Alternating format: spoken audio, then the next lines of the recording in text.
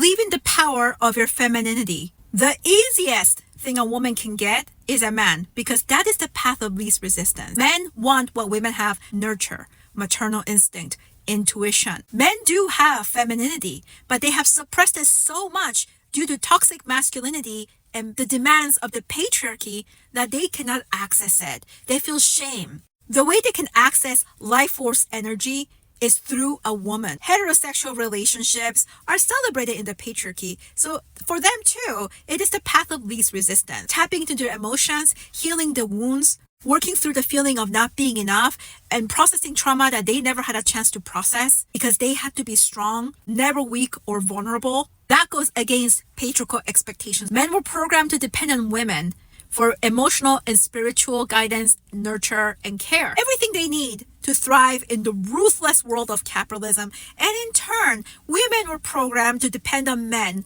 for resources. Basic survival, not thriving. This path of least resistance, mutual benefit that supports systemic oppression has been severely shaken and is breaking because women no longer have to depend on men to have supply for life force energy. Women can resource up on their own and can face capitalism on their own.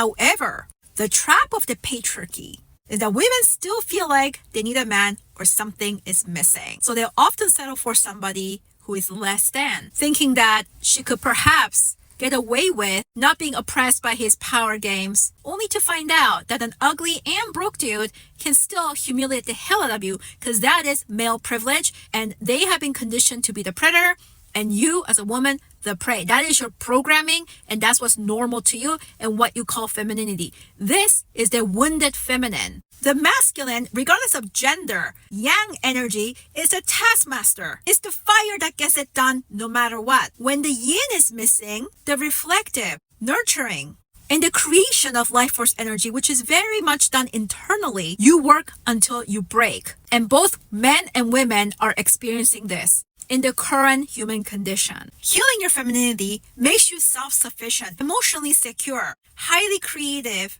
and you will produce a lot more than pushing hard with your masculine energy. Although capitalism has tricked you to believe the yang energy being superior. If you're already operating on yang, you need to bring in the yin. Being self-sufficient emotionally and spiritually means that you have a very good balance of both yin and yang. And that's what creates abundance. Money, time freedom, everything that you want and dream of.